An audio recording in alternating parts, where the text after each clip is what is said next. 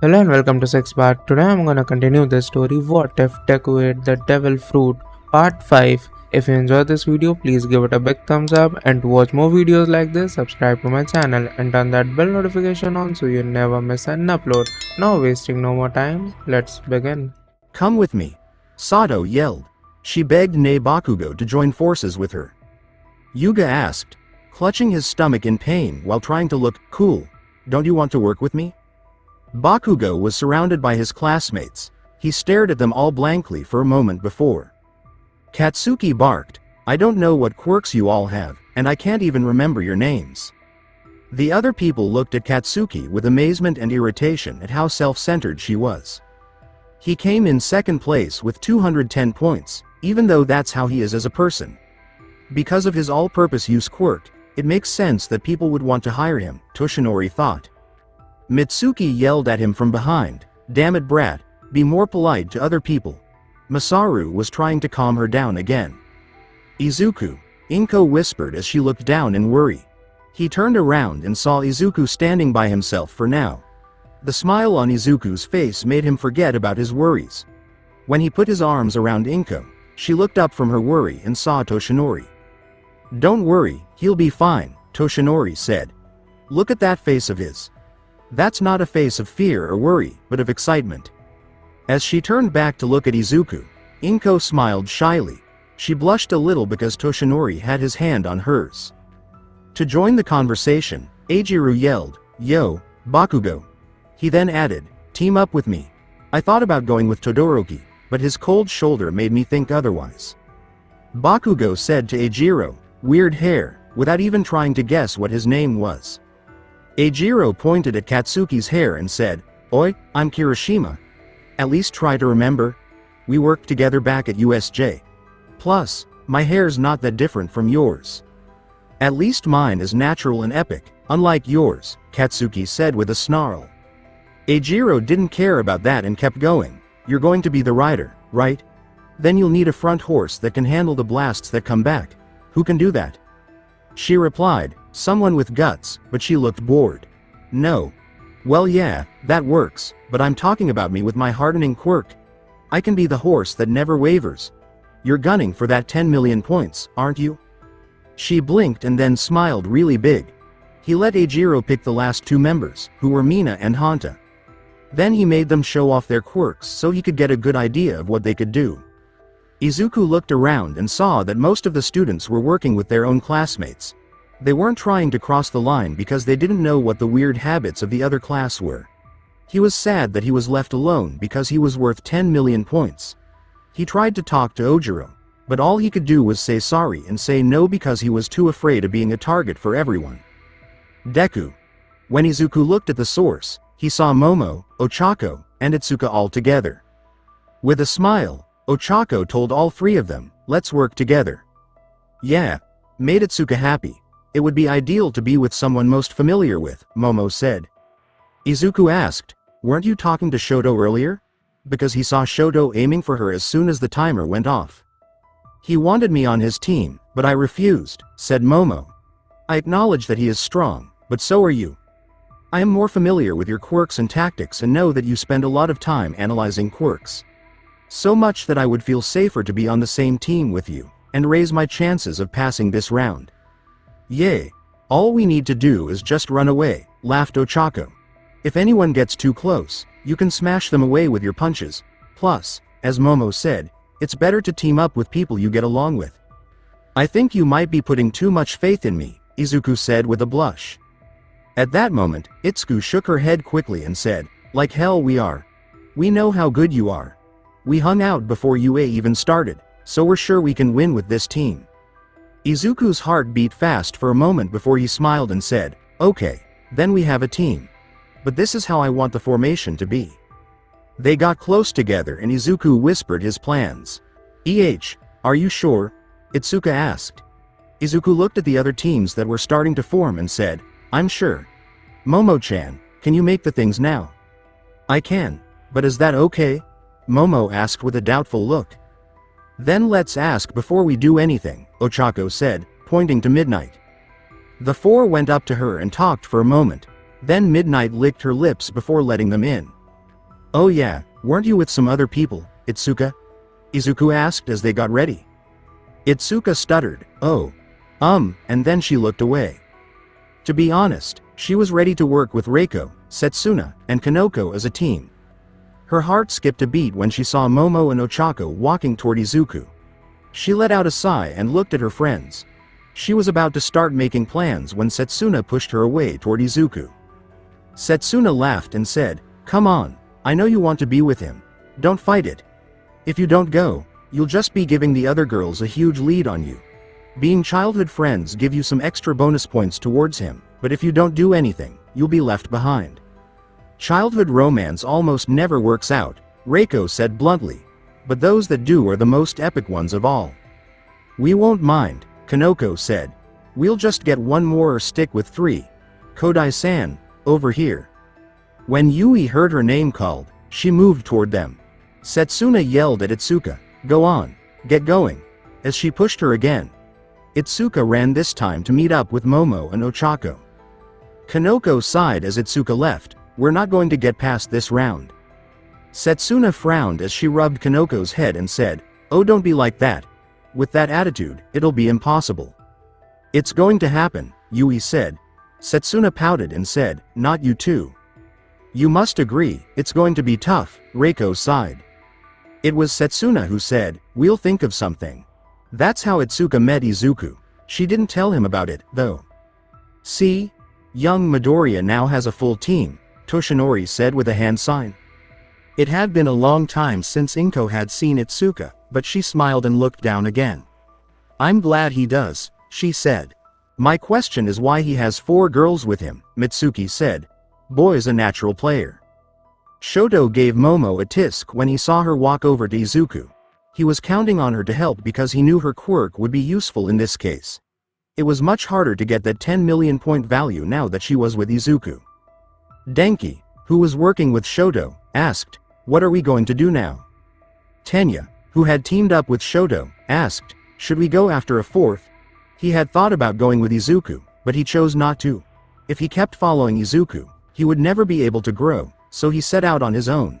That's what he told himself. Shoto thought about it for a while before deciding. He had his eye on a 4th member and was about to turn toward that person when all of a sudden, a blur of pink hair cut in front of him and blocked his view. "Hey, Mr. 3rd place, let's work together," Mei Hatsume, who was the only student from the support course who had made it through, shouted. Shoto almost fell back in surprise when someone suddenly stepped into his personal space, but he quickly got back on his feet. "I don't know you, but I'd like to use your position." Mei smiled and told him straight out, "My name is Mei Hatsume and I'm from the support course. If I joined you, I'd get a lot of attention. I went for the 1st place guy first, and then the 2nd place guy if that failed, which it did. So you're the next target. I'd get a huge chance to show off my super cute little babies. Plus, you're already famous, so a lot of people are already looking at you. With all that attention, those big support companies or even heroes will see my babies." Babies? Was Denki's confused and embarrassed question. "This kind of talk is clearly not appropriate," taught Tenya, making a cutting motion again. "I don't believe she means real babies, yes?" Shoto's sweat fell. "Let me show you my kids." Mei smiled as she crossed one arm over her body and grabbed the bottom of her shirt with her fingers. She then began to stand up. Wait. All 3 boys were scared when she lifted her shirt. They didn't want to know what she was doing or make a scene because someone could have thought they were forcing her to show her body so she could join their team. She was pretty busty for her age. It was lucky that she had only raised it to her waist to reach for the remote before she let it fall. "I don't know whether to be thankful she didn't put a show or be angry for being jerked around or teased like that," said Denki. "Such strange thoughts, Kaminari-kun," Tenya scolded her. Shoto was using his ice power to cool off his face, which he thought was hot. Mei didn't pay attention to them as she pressed a button on her remote. A chest fell right in front of her, and when she opened it, she saw a lot of tools and gadgets inside. The support course makes tools that help heroes deal with their quirks. There are a lot of babies here, so I'm sure you'll find one you like. You can use all of these without getting in trouble because I'm on your side. Shoto blinked and then looked down at all the things Mei had set out for him. He had to admit that Mei and her gear were a good replacement for Momo and her quirk.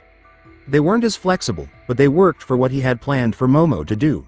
As he looked around and picked up a few things to look at them more closely, he had an idea. "How good are you at making things up as you go?" Shoto asked. "Depends on how complicated and interesting it's going to be," said Mei. "If it's super boring, I'm not going to do it." Shoto spoke softly into her ear for a while and then stood back to see Mei smiling. "I can do that." Mei laughed happily as she grabbed a few gadgets that Denki and Tenya were looking at. They both yelled that they were still looking at the item. "I'm going to need those. And that. And this." After that, she got wrenches, power tools, and other things from somewhere and started working. "I only need this part. We don't need that. Some of you babies will have to die so that mommy can make a super baby. Don't worry, my sweet little ones, you'll live on in my new baby." As sparks flew, Mei laughed out loud. "Am I the only one who finds this a little strange?" Denki said in a whisper. "She's just putting her thoughts into in an interesting way," Tenya replied, trying to figure out why Mei was acting the way she was but having a hard time. Shoto sighed and said, "Let's just talk about our formation. I'll be the rider. You're on the left, Kaminari. Use your electricity to keep the bad guys away. Iida, you'll be in the lead as the main person who can move and defend yourself physically. Hatsume is going to be on the right wing and will help with defense and movement. When she's done with what she's doing. Okay. And it will be up to you to use your fire and ice to distract and attack other people," Tenya said. Shoto shook his head and said, "I will never use my fire in a fight." Shoto looked up and saw his angry father standing in the back of the stands, staring at him. He growled and turned his attention back to his team. "Hey you." The moment Shinso turned around, he saw Monoma calling for him. "You know you have a brainwash quirk, right?" she asked Monoma. "How many 1A students know about your quirk?" He replied, "Not many." "That sounds great. You should join my team," exclaimed Monoma. "Two creepy habits would be perfect after all." They could see that 1B is better than 1A. "Even though I'm not a part of either?" asked Shinso with a raised brow. "Minor details," Monoma laughed. "You can be an honorary 1B member." Shinso gave Monoma a shrug and then joined his team, which already had Kosei and Sen. Since 1B helped keep the bad guys out of USJ, there wasn't really a grudge between the two hero classes. It was just that Monoma didn't like the monster trio of 1A because they got all the attention, which made him dislike the whole class. The other students in 1B didn't really mind 1A at all. "Okay. I hope everyone is ready. We'll be starting soon," Midnight said as the timer struck 0. Shota had taken a nap, and Present Mike was busy waking him up. 12 cavalry teams have lined up on the field after 15 minutes of choosing teams and making plans, Present Mike yelled, getting the crowd excited. "There's a lot of interesting teams out there," Shota said as he looked down at the field and all the teams. Now, let those battle cries out. It's time for UA's bloody battle," Present Mike yelled, "Light up the signal fire." The formations were set up for each team, and the screen slowly went over each team from lowest point value to highest. The rider's name was the event's overall group's team name. Saponi and Tagaru were in the bottom row as a two-man team, and so on. Izuku's team, on the other hand, had the name Team Kendo. "What? Oh my god," Monoma and a few other people yelled as they looked at the winning team. Izuku completely shattered their expectations by not being the rider for this event. Instead, he was the front horseman, with Momo on the left and Ochako on the right following him. "Mononoke, should we still try to be the best team?" Senator said in a nervous whisper. After giving Izuku a mean look for a moment, Monoma sighed and said, "Plan B. For this round, we'll keep it low and safe. We'll be able to beat them in the next fight." Monoma then laughed to himself. At least the first place isn't some jerk showing off his power by having 3 girls carry him around like a harem king. It was a good thing Sen and Kosei weren't actively trying to fight Itsuka, because none of them really wanted to go after the big sister of 1B. "Deku. Are you really running away from this fight?" He glared at Izuku, telling him he should be one of the riders so he could take that headband off of him and show him and everyone else who was the best. "Are you ready? If not, that's too bad," Present Mike yelled, because the countdown has begun. As the timer ran out, Izuku turned to his teammates to make sure they were ready. They all nodded, their faces filled with determination. "Are you sure you don't want to ride?" this time Itsuka asked again. "I'll be more useful as the front horseman," Izuku said. "I trust your reflexes to avoid getting hurt by anyone who gets close. But they'd have to be able to chase me, and I should be able to get away from some of them with my speed and range. But there's one more reason, right?" As Itsuka lightly karate chopped Izuku's head, she glared at him and said, "Probably the most important one." Izuku took a moment to look away and then said, "Okay, I didn't want 3 girls to carry me. It would be humiliating and low class for you all." "That's what I thought," Kendo said with a sigh. "Don't worry, that's nice of you to think about. That's one thing I like about you that makes you good." Then, in a sneaky move, she kissed Izuku on the forehead and stood back up. The 2 girls next to Itsuka gave her dirty looks, but she ignored them because she was focused on the game. The other 2 girls did the same, but the looks on their faces told her they were going to fight later. 3. The countdown had begun with Present Mike. With a glare, Katsuki cracked his knuckles and said, "We're aiming for 2. One thing," Shoto said as he looked at the target. 1. Izuku smiled as he worked 1 for all through his body. "Go." This is what Midnight said. Several teams charged at Izuku's team, making loud battle cries as soon as Midnight was done talk. "It's pretty much a fight for 10 million points. Don't take it personally, Kendo, but you're now just a target in this game," yelled Tetsu as his group charged forward. "Midoriya, thank you very much for your hard-earned points." Toru laughed as she pushed her team forward. While Toru was topless, Rikido and Koji tried hard not to look at her. It made sense for her to take off her shirt so the enemy couldn't see her hands or arm movements, but they didn't like that there was a half-naked girl standing right on their hands. They were thankful that Toru hadn't taken off her pants, because they needed some clothing to tell them where she was. It would have been awkward for them to be walking around with a naked girl. They didn't even want to think about what would happen if she had been completely nude and she fell backwards onto one of them. They wouldn't be able to tell how she fell and might do something inappropriate. Mashirao, Fumikage, and Yuga had teamed up, with Yuga riding as the lead. "You should have expected this," Fumikage said. "Hey, Bakugo, why don't we charge in now?" Katsuki asked as she pulled them back from charging. Katsuki growled, "You fool, think about it. If we go in now, there's a good chance we'll be hit with a trap. The only good thing about Deku is that he can plan ahead. Most likely, all of this has already been planned. We need to strike quickly and hard when they least expect it if we want to get that 10 million points. For now, we'll focus on the others instead." As expected, they rushed over, Momo huffed. "Deku, what's the plan?" Ochako asked, ready to do anything. She and Momo were both wearing skates with wheels that could go in any direction. Kendo smiled and said, "Only one thing to do for now." "Yes. We're leaving," Izuku yelled as he knelt down. "No way we'd let you," yelled Tetsu, and Juzo grunted in agreement as he used his quirk to soften the ground around Izuku and try to trap his team inside. However, Izuku was ready for it and jumped to the left, pulling his team behind him. Itsuka was able to stay on because Momo made bands that held her legs to their hands. Momo and Ochako didn't even have to move their legs. Izuku provided the power and movement, so they could focus on support and keeping an eye out for their blind spots. "Go after him." "Yeah," yelled Tetsu as his team turned to chase. With everyone else around Team Kendo, they had a chance. But Izuku was too quick and mobile for any of them.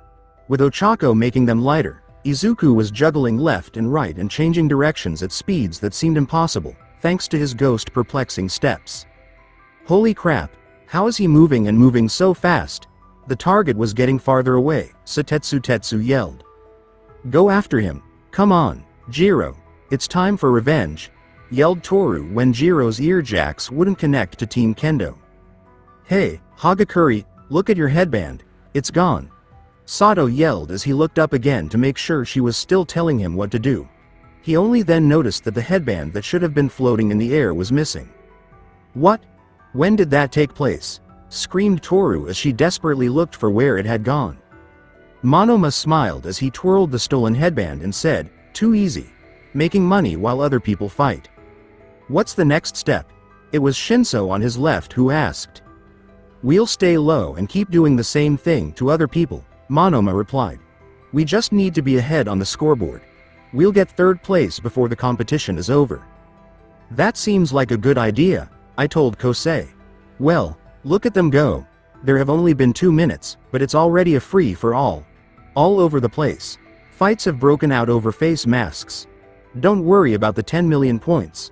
Going for second, third, and eighth is also a good idea, since fourth, fifth, and seventh are all tied for first." As the battle went on, Present Mike spoke up and gave his own advice. Shota agreed as he watched the scene. Team Kendo is hard to catch with Midoriya as their main horseman.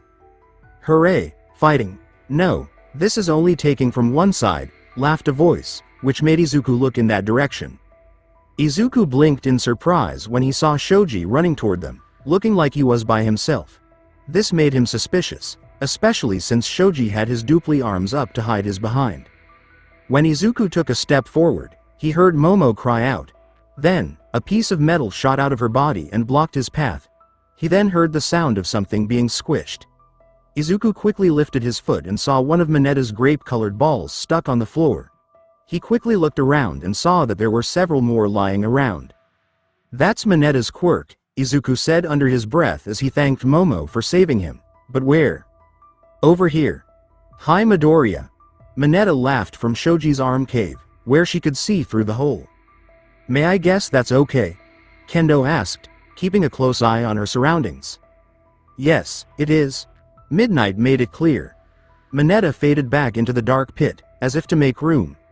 As soon as she was gone, a tongue shot out from inside and almost caught Kendo's headband. She quickly dodged it and watched it fly past her head.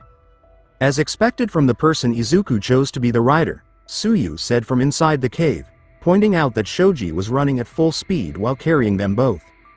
"Quite impressive," Izuku said as Minetta threw his sticky balls quickly and Tsuyu attacked with her tongue, aiming for the headband.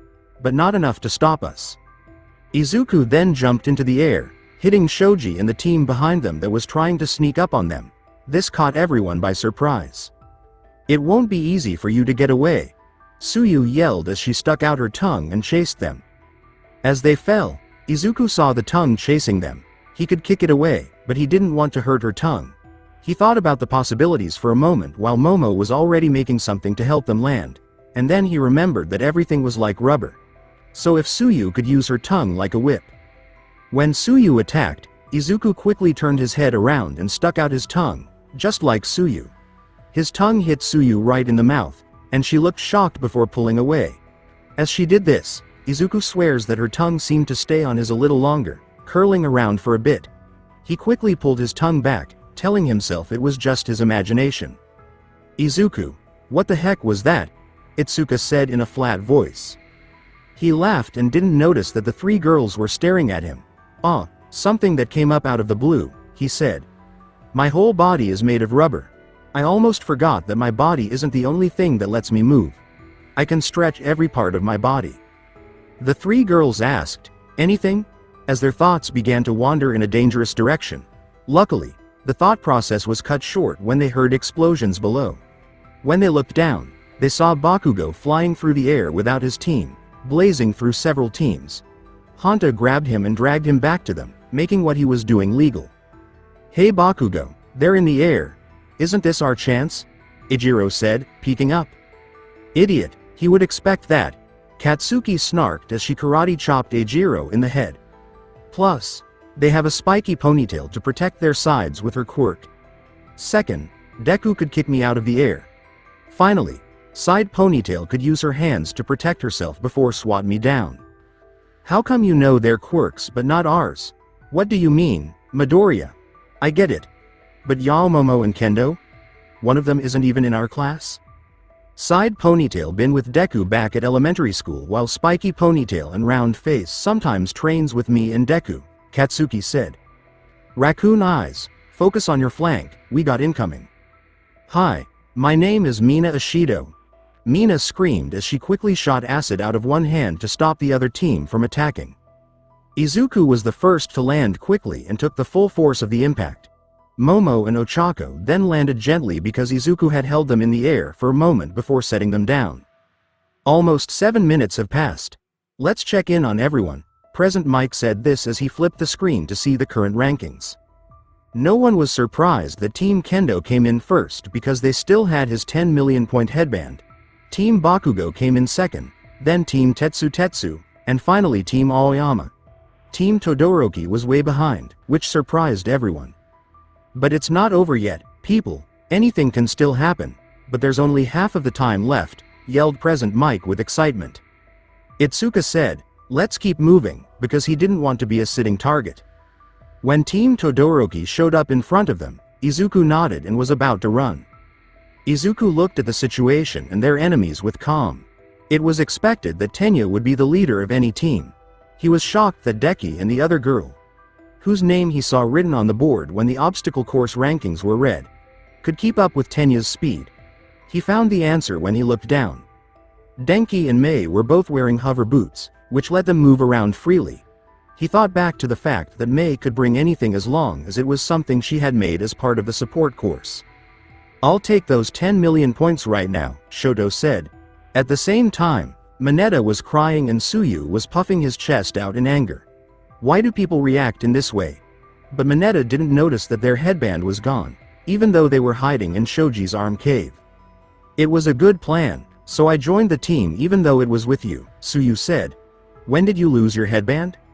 She was going to go to Izuku's team, but she stopped when she saw Momo and the others going there already. Because they had liked Izuku for a lot longer than she did, she decided to let them. She also still wasn't sure if her crush on Izuku was short-lived. "I don't know," said Mineta, "but now, there's nothing left to lose. Shoji, full attack mode." Shoji agreed and let go of the hands that were crossed over each other to make the cave where they were hiding. Since he didn't have to protect them anymore, he could put all of his efforts into helping them get some headbands. With 6 hands, they would have a much better chance. He ran as fast as he could to where both Team Kendo and Team Todoroki were. He was determined to steal all those points. But that wasn't just one team that did it. A few more charged forward, determined to get the 10 million points. By nudging Shoto and saying, "Iida, advance," Tenya charged forward. "Mei, the items." Mei quickly threw Shoto a small cube that turned into a pole and a few small gadgets that she, Shoto, and Tenya could attach to. "Kaminari, yo," Denki smiled and said, "I know." The electricity started to crackle around him.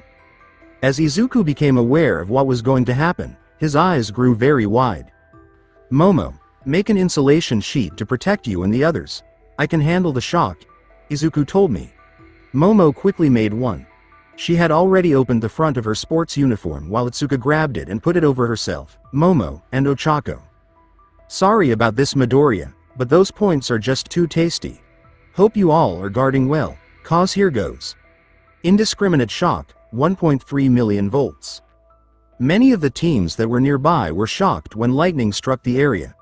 Mei came up with a quick idea that protected Denki's team from harm by making a small electrical barrier that gave them a negative charge and guided the lightning around them. Izuku, being made of rubber, didn't mind getting hit. Momo and the others were safe thanks to the insulation sheet she made. "There's not much time left," Shoto said as he threw away the small device. "There's no going back now. Sorry about this, but just bear with it." Shoto drove the staff into the floor and used it to channel his ice power. He then froze everyone on his team. To answer, Izuku quickly jumped back to avoid the ice.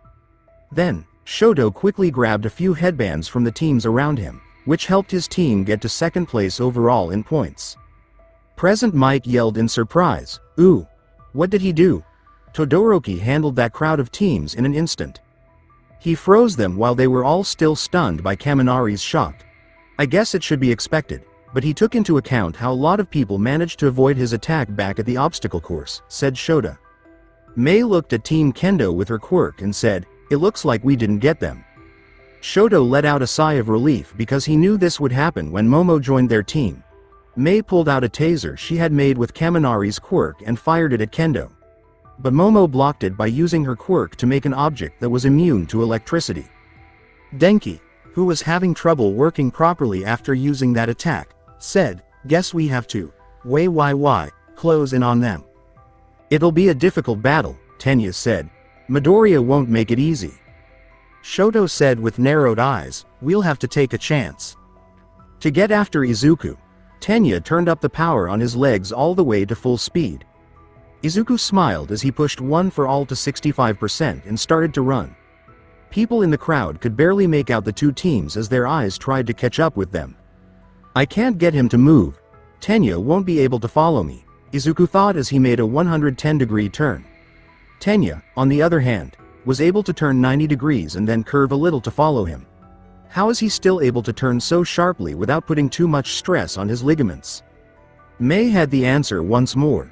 She gave Tenya even more things to help her. One helped Tenya run even faster, another made his legs stronger so he could make sharp turns, and the last one helped him balance himself correctly in case he fell. Izuku wanted to raise 1 for all's percent, but he didn't dare because he thought it would make him crazy and his teammates were tired of all the turns. Momo made them all some medicine to help them feel better in case they got sick, but it could only last for a short time. Izuku had to stop all of a sudden because the ground under him had become soft and was covered with vines. They would all be trapped if they took one step into it. Izuku tried to go the other way, but thick ice got in his way. He yelled with joy, "Ha, finally trapped you," as his team appeared behind Izuku's and Shoto blocked his front. "It's over for you," Shoto said. Present Mike was excited and asked, "Ooh, it looks like Team Kendo is trapped. How will they get out of this mess now?" Izuku took a calm look around before barking an order. "Momo, smoke bombs."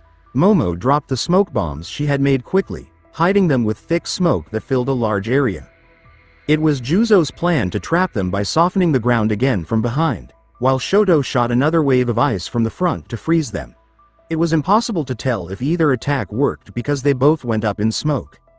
"Shiozaki, send your vines in and try to grab them," Tetsu said. Abara agreed and did what he was told. Mei took out her net gun on the other side and fired it into the smoke because it was too thick for her to quickly move through. Abara exclaimed, "Ah, I caught something," when she felt her vines wrap around something. An excited Tetsu yelled, "Good, reel them in." After Abara quickly did that, they saw that her vines were caught in a net. Present Mike asked, "Where did they go?" when he saw Abara's vines tangled in a net that Mei had shot. So that could happen. Team Kendo would no longer be trapped in the middle of it. "Eliminate the choices," said Shota. "If they can't go forward or backward, left or right, there are only 2 choices left. Though one of them is quite impossible, the other isn't. If they didn't go underground, then..." Someone in the crowd yelled, "Up in the air." Quickly, everyone did it to see Kendo, Momo, and Ochako in the air, but not Izuku. He still had both hands on theirs, though, and his arms were reaching down toward the smoke. Izuku quickly turned around before the attacks hit. He stretched his shoulder blades much more than they should have, but it didn't hurt. Then, he smiled and threw the girls up into the air while One for All helped him stay strong. His arms flew up with them for a short time, but Kendo grabbed both of his wrists and pulled Izuku up just in time for Shoto's ice and Juzo's quirk to hit each other. "And they easily get out of the trap," Present Mike exclaimed in shock, "and there's less than a minute left." "See ya." Izuku smiled as he came out of the smoke cloud and looked up at Kendo, his eyes wide with surprise. He yelled, "Itsuka, to your right." He turned quickly, but it was too late. They couldn't do anything because Katsuki Bakugo was already too close. He had reached out to grab her headband with his arm. Katsuki told his team to stay behind and watch what was going on. He knew they would jump to get away when he saw Izuku stuck. He quickly jumped into the air and told Flat Face, "Hanta," to catch him once he got the headband. He chose to attack from the right because that's where Itsuka would be most less safe. Momo could protect her left, but Ochako couldn't do anything and Itsuka had her hands full at the moment. "Oh my gosh! And Katsuki Bakugo takes the 10 million point headband," Present Mike yelled as Katsuki took the headband off. Hanta quickly pulled Katsuki back because he had already put his tape on him. Shoto was furious as he turned on the jetpack on his back and threw his team into the air. "No," he yelled. "We can't get there in time." Tenya clenched his teeth and said, "No, we can't. But after this move, I'll be useless afterward. But since time is almost up, it'll be worth it. Todoroki, take this chance." Tenya focused on his engines and revved them way past what he normally did, He also set up his legs so that they would give him the most lift.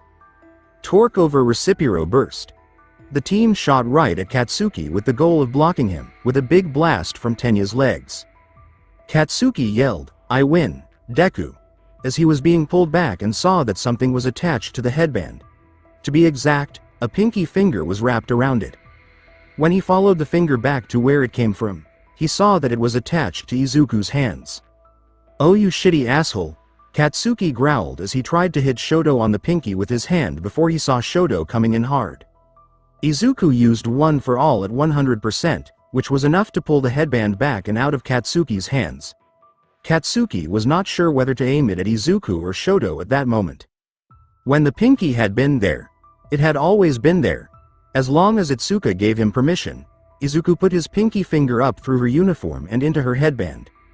Izuku had her pinky wrapped around the headband the whole time, but her side ponytail helped hide it. Present Mike yelled, and Team Kendo takes back the headband. Is that even allowed? Midnight said, "It is." To avoid a crash with Team Todoroki, who were desperately changing directions to join Team Kendo, Katsuki had to blast himself down. But it was too late for all of them. Izuku had already been brought back to his team. He had his leg raised high for an arc kick, and electricity was going all the way around it. Shoto quickly put up a thick wall of ice in front of them, and Katsuki quickly put his hands in front of him. When they got back to the ground, Tetsu had Yosetsu fuse them into the ground to get ready. Izuku yelled, "Later," as he swung down with 100% of one for all. The kick was so powerful that it sent a shockwave towards Shoto and Katsuki, who were his targets. To fight the shockwave, Katsuki used both hands to make one of his strongest blasts. It threw him to the ground, but in a controlled way that let him still move around. Shoto's ice, his use of the jetpack at full power, and his teammates' use of hover boots to fight against the momentum all didn't stop Team Todoroki from flying away. Shoto was able to make some ice blocks for them to hit and slow them down. He then made an ice slide for them to slide back down. Team Tetsu had Abara make vines to help them stay in place and block the shock wave as best they could while they were fused to the ground. Abara put up a vine shield in front of them that went around them on all sides. Sadly, they weren't ready for Katsuki to appear behind them out of the blue. Katsuki quickly got back up in the air, and when he saw that he had been thrown at them, he decided to use the situation to his advantage. Because they couldn't see, Tetsu didn't have time to act before Katsuki took the headbands. Katsuki yelled, "Later, you stupid people," as Honta pulled him back. Shoto was mad as he watched his team slide down the ice slide. All of his plans and hard work fell through. Every time he aimed for the trap inside that trap, there was another one ready for them. It didn't work no matter what he tried. It was his goal to prove that he could be the best without his dad's help.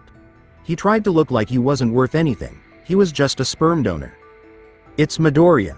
You're going to make me look stupid in front of everyone? In front of my filthy dad? Do not think that this is over yet?" As he took aim, he swung his left hand back, and flames roared in the palm of his hand. Present Mike yelled, "Time's up," which broke Shoto's train of thought. As he realized what he was about to do, his eyes grew wide with shock. He quickly put out the fire. Shoto growled, "I promised myself I would never use his powers in battle. Even so, I almost used it when I was stuck in a corner. I can't. This can't go on. In that case, I'll do what my shipman wants." When he turned around to see his old man, he saw him red-faced. Shoto frowned as he turned to leave. He would never use his power. "Let's look at the rankings right away," Present Mike said, annoying Shoto again. Team Kendo is in first place and keeps their 10 million point headband. They made it through the whole battle while everyone was aiming for them. When Izuku gently let Itsuka down, the crowd cheered. Itsuka gave him a high five and then did the same thing with Momo and Ochako. The two girls cheered, "We did it, we're in first. Even though we won, it feels like we were skating on thin ice," Momo said with a sigh of relief. "All of it is because of Deku's plans and strength," Ochako said with pride. Izuku waved his hands in front of him and said, "Oh no, everyone was involved." "Don't be silly," Itsuka said with a laugh as she flicked him on the head. "We'd be easily trapped if you couldn't move around." "Indeed," Momo said. "Without you, we truly would not have won. As Inko cried next to him, Toshinori couldn't help but smile at his successor. Tears were shooting out of her eyes like a geyser. Second place, with an explosive finish, is Team Bakugo. Leave it to the explosive boy to snatch up so many points in one go. Mina sighed and waved her hands to complain, man, we were so close, too. Well, second place isn't that bad, said Hanta. All's well that ends well. Eijiro pointed to their rider and asked in a sarcastic tone, do you really think that's how he feels? Shit. Damn it Deku. You crafty asshole. I'll kill you. FFFFUUUUU. Clunk. A big soda cup full of ice hit Katsuki from a long way away before he could drop a huge F-bomb. Mitsuki yelled from the stands, you damn brat, I told you not to swear that loud in public. This showed that she had thrown the cup. Katie yelled, damn you old hag, that hurt. She told him, it better hurt, now stop bothering everyone. Toshinori looked at Mitsuki and asked, is that really okay? Isn't it bad to be so angry all the time? He was impressed by her aim and strength and wondered if she had a strength quirk. Inko laughed as she put her hand near her mouth area. Usually, anger and stress do affect the skin. However, Mitsuki's quirk is that she produces glycerin from her skin. With that, she has never had to purchase any beauty products or skincare because her body does it for her naturally. A lot of models are quite jealous of her for it. Her husband, Masaru, has the ability to secrete acidic sweat that has combustive and explosive properties, which we call oxidizing sweat. It was just a coincidence that the two quirks could be combined together. The two never even bothered trying to match quirks. Mitsuki was the one who pursued after Masaru. Oh, I see. It makes sense that the two together make something like nitroglycerin for young Bakugo, Toshinori thought as he blinks and says, wait, glycerin. That's her quirk, right? I thought that throw had something to do with strength or aim. What does that mean? Does that mean that was just her and nothing else? Toshinori slowly turned his attention away from Mitsuki and toward Inko. The small smile on her face when Inko laughed into her hand helped keep his attention while Present Mike kept making his announcements. Okay, let's go, yelled Present Mike, as if nothing had happened. Team Todoroki is in third place. The other people on his team seemed happy that they made it to the top 4, but Todoroki was unhappy. Tenya said with a deep bow, I'm sorry. Even with my trump card, I wasn't able to help us reach our goal. Speed is my strong suit, but I couldn't catch up to them. Man. Don't SW it, Denki said, still being dumb but slowly getting better. Indeed, my babies were shown to everyone, May cheered, so, are you interested in my babies? I admit, your gear did help me a lot, said Tenya.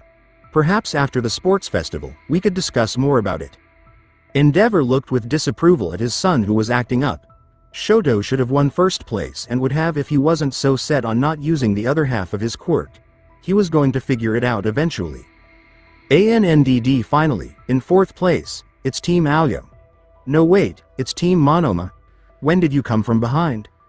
Monoma smiled as he twisted the stolen headbands around his fingers. Aoyama, Fumikage, and Mashirao, on the other hand, looked lost and sad. Thanks for the donation, Monoma said in a soft voice as he left. The first 4 teams will be moving on to the final event. Now that the second round is over, we'll be taking a 1-hour break for lunch to let those teams recharge, as well as give us all a chance to stretch our legs. The afternoon festivities will start right after lunch, so don't miss out. Hey, Eraserhead, let's grab some food. I'm taking a nap, Shoto said as he curled up in the sleeping bag he had brought with him. He wasn't going to miss an hour's worth of sleep. Present Mike sighed as he left. Fine, I'll bring you something to eat later. Setsuna, Reiko, Yui, and Kanoko walked over to Kendo and praised her. Nice job. You made it to the finals. You'll be representing us 1B girls. By the way, how is your progress? Reiko asked. Itsuka yelled, shush, and said, we can talk about that later. It should be obvious you're making good progress if you let his finger roam inside your clothes, said Yui bluntly. Itsuka turned red and pushed her friends toward the cafeteria. Suyu pushed Mineta away, a little mad that she had lost but happy for Mina that she made it to the finals. I was only added in to deal with Todoroki's ice and upon Kirishima's insistence, I don't think I'd even match up to their strength. Not to mention I barely felt like I did anything, Mina said softly. He clapped Mina on the back and said, "Don't feel down, the fact that you didn't have to do anything just means that we were too damn strong." That last move was so sneaky. Ochako huffed as she walked with Tenya. "You went so fast at the last second, it's not fair." It had nothing to do with fairness. I merely wanted to present a challenge against Midoriya, but despite that, he went above and beyond all of us. I admit, even with all the support gear I had, it took all my concentration just to follow him. Those steps of his are very perplexing. "Ah, where is Deku?" Ochako asked when she saw that Izuku wasn't with them. "Todoroki pulled him aside to talk to him about something in private," said Momo. About what?" Ochako asked, a little worried about Izuku. If Shoto didn't like Izuku winning, he might have. She didn't want to go there at all. Izuku was staring at Shoto, who had asked to talk to him alone, through a side door that said, "Staff only." Izuku tipped his straw hat and asked, "So, you wanted to say something? If we don't hurry up, the cafeteria will be full," he added. They couldn't say a word to each other, and the tension was building. It took Izuku exactly 10 seconds longer to decide to leave. Shoto finally answered his question as he took the first step away, though. "I was overpowered. So much that I broke my pledge." Izuku looked down at Shoto's left side and raised an eyebrow. I want to talk about his left hand, which had been on fire earlier. He did think about why Shoto never used those flames. The challenges would have been a lot tougher if he did. "Your strength." Whether or not the others felt it, I did. And I resorted to using something I swore I would never use in battle. That power. It feels similar to the same power All Might radiates. Add the fact that he has his eyes on you for sure. Midoriya. Or you. That's not good. Did he figure out one for all? Izuku thought as his hands started to sweat a little. "Are you All Might's secret love child or something?" said Shoto. It wasn't that at all what Izuku was expecting. After hearing that, Izuku had to blink several times. Before he could figure out how Shoto came to that conclusion, he started to try to understand why Shoto would see it that way. "Are you going to answer the question?" Shoto asked with a twitch in his forehead. "Sorry, the answer is no. My father lives overseas with his new lover. Shitty old man sends over child support checks, but that's about it. Never seen him in my life, and I don't plan on looking for him. As for All Might, we don't look anything alike. That's not how things are." Izuku thought, but he and his mom seemed to be getting closer. Shoto closed his eyes and said, "I see, you too, huh?" "You too?" Izuku asked with a blink. "Hey." Shoto went ahead, "Anyways, you said? That's not how it is. That means there is a connection between you and All Might. Something that you can't talk about." Shoto was shocked that Izuku knew this so quickly, and he cursed himself. It was simple to forget how smart Shoto was because he was so quiet and rarely talked to other people in the class. Izuku reminded himself in his mind that he needed to write down Shoto's perception level. Izuku wasn't interested in talking about it, so Shoto went back to what he was talking about. "Endeavor is my old man. As you already know, he's been stuck as the number 2 hero for all time. If you have something from the number 1, then there's more reason for me to beat you." Shoto slowly raised his eyes to look into Izuku's eyes. "My old man has a strong desire to rise in the world. As a hero, he won a name for himself with crushing force. But because of that, the living legend, All Might, is a great eyesore for him. But no matter what he did, he couldn't beat All Might in power, popularity, or anything else. So he decided to use a different plan to surpass All Might." "Another plan? I'm a bit confused about what you're trying to explain to me, Todoroki. What are you trying to tell me?" Izuku was confused now. "You've heard of quirk marriages, correct?" Shoto knew everything about Izuku's flinch as he talked about quirk marriages and how Endeavor used his money and power to get Shoto's mother's family to accept her quirk before taking it. Endeavor tried to make his dream of beating All Might come true by living through his son and training him to be the one who beat All Might. "I'll never be that scum's tool," said Shoto. "In my memories, my mother was always crying because of him. Surely you know how it feels to see your mother crying, too." Izuku lowered his head and let his straw hat cast a shadow over his eyes. Izuku did remember it very well. He knew that his mother would cry herself to sleep when he went to sleep. Inko did her best to hide it. She mumbled in her sleep that she was sorry she didn't give Izuku her quirk and that she married a fool, etc. Izuku knew that Inko still cried sometimes after he ate the devil fruit that gave him his quirk.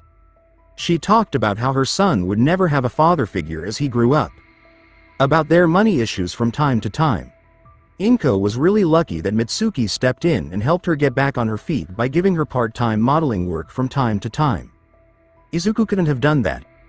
Even though he didn't like Katsuki, he still showed his parents respect while they were away. Izuku knew that his mother would still sometimes be quiet when she was sad, but that seemed to have stopped since All Might came along. I guess I didn't notice how much All Might's presence in his freed form affected my mother. Izuku told himself, something to think about. While Izuku was thinking about that time in the past, Shoto said, "Your left side is unsightly." That's what my mother said as she poured boiling water on me. It made Izuku shake as Shoto put his hand on the scar on his face. The scar his mother had given him. It didn't occur to him that his mother would do that. In short, I'm aiming to beat you for my own personal reasons. I won't use his quirk.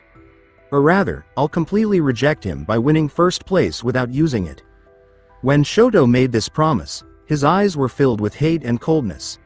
Izuku could not help but notice how big the world was. He was unhappy because he didn't have a quirk, but Shoto was unhappy because of it and what it meant. They were not the same, even though they had the same goals. When Shoto was done, he let out a sigh and started to walk away. I don't care if you can't tell me how you were connected to All Might. No matter what you were to him. I will rise above you with only my right side. Sorry for wasting your time, but I just wanted to get that point across. I'll be in the finals and the winner of it by the end of this tournament.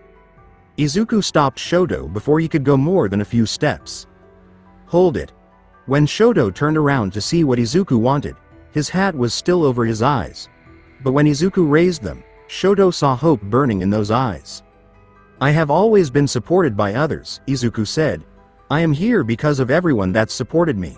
Saving people with a fearless smile, the greatest hero, All Might. I want to be just like him. And in order to do that, I have to be strong enough to become number one. My motivation may seem trivial to yours, but it pushes me forward, nonetheless. I'll echo your sentiment. I can't lose either. I have to live up the hopes that others that supported me. Your story is sad, but it won't make me roll over for you. And I can say this with confidence. Every one of us in the heroics course in the final wants to be number one, too. Sure, most of us don't have such a sad background as yours, but none of us will let you win that easily. Don't get cocky in thinking you'll be in the finals automatically, otherwise, you'll stumble over others, and they'll use you as a stepping stone. I plan to face every opponent I have to meet with everything I have. Izuku couldn't help but think about the people who had backed him as he spoke. His mom. Hey, Rikai. Hikaru. All Power. Mama. Hi, everyone. Tenya. Everyone who helped him moved him forward. Giving up would be rude. It wasn't just him either. To become a hero, Ochako was fighting against being poor. Tenya did it because he wanted to keep the heroic name of his family alive. She did it to show that she was more than just a pretty face and a rich daughter. Like a big sister, Itsuka wanted to help and watch out for other people. Katsuki had a reason, too, though it wasn't very heroic, it was still something. When Izuku said this, Shoto took a small step back, gave him a nod, and then walked away. After taking a deep breath, Izuku said, "You can come out now, Bakugo. I can hear you even if you're hiding." He winced as he slowly came out from behind the corner where he had been hiding. Shoto didn't even see him as a threat, which made him angry. He was interested in what Shoto wanted. He was very interested in how Izuku had heard him, though. I train with Master Rikai, who's blind but has super good hearing. I picked up a few things while studying under her, Izuku replied, as if reading his mind. I heard the scuffle of your shoes while it was silent between me and Todoroki. When Todoroki declared that he would defeat me and be number one, you let out small crackles of explosions, though Todoroki didn't notice. I don't think it needs to be said, but whatever he said stays between us until he wants to let others know. His eyes were closed as he slowly nodded. He also couldn't picture his mom doing something like that. The old hag was annoying and often hit him, but she would never say or do something so hurtful.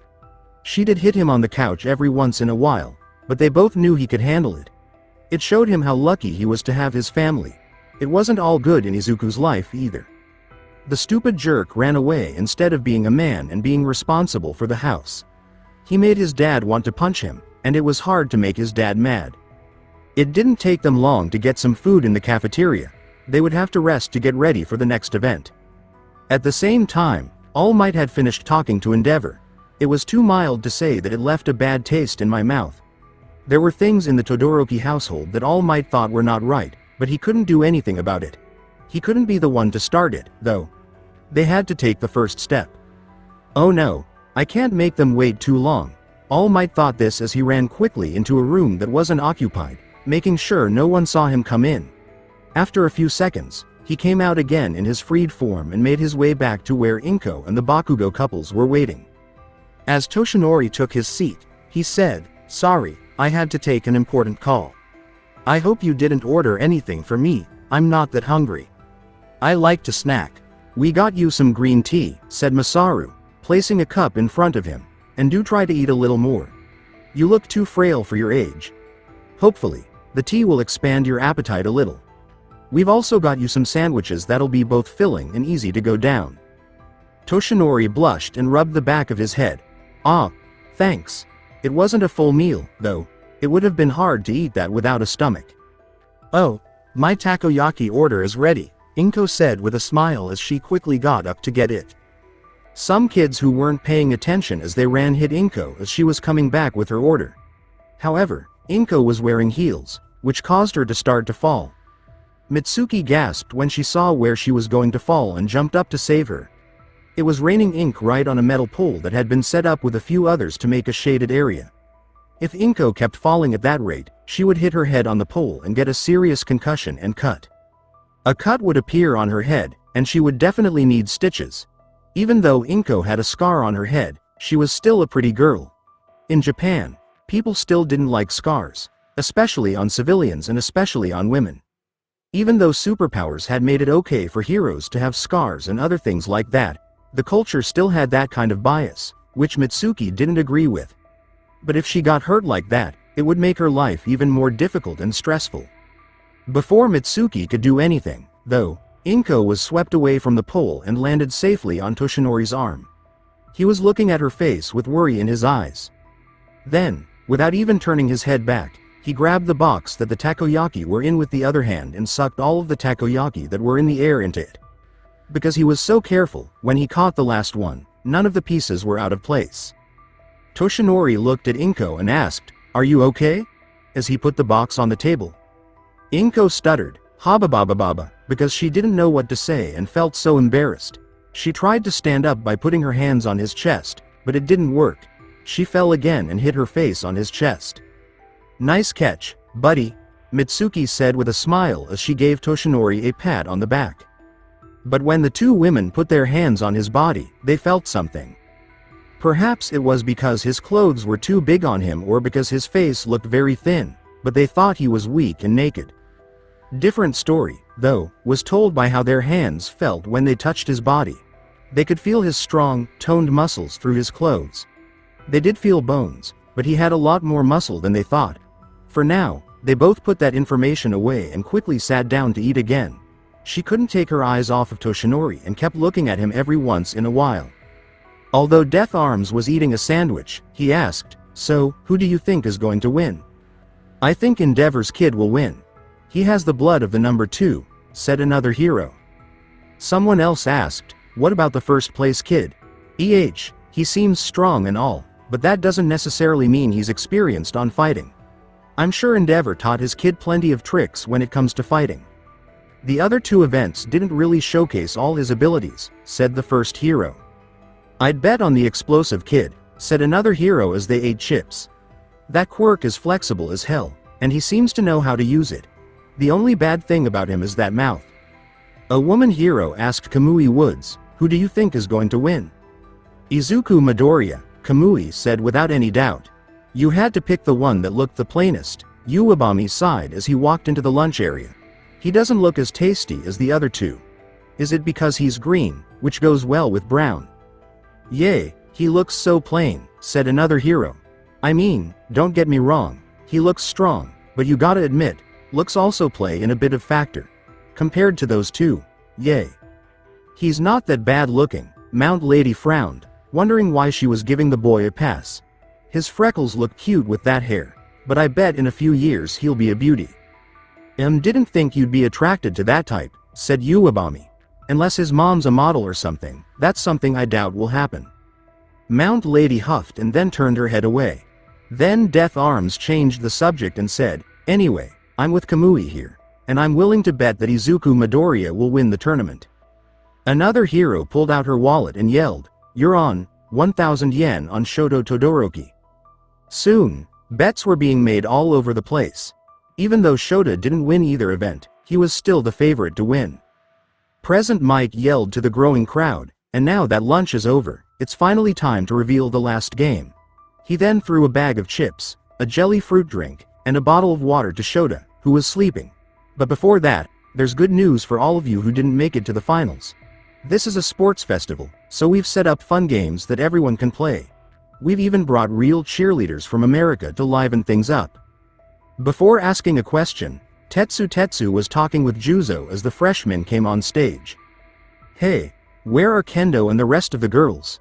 In fact, where are all the girls in the hero course? Juzo gave Itsuka a shrug and thought back to something Kosei had said during lunch. He then stopped and stared at one of the entrances. Tetsu followed his gaze before making the same face as him. When people in the audience saw the strange sight, they did the same thing. Shota asked them in a lazy way, what are they doing? Vlad yelled from the stands, what the hell? The girls from 1A and 1B were all dressed up in orange UA and stood together. They wore cheerleader uniforms that showed off their curves and assets in different ways, showing that they were becoming more and more beautiful women.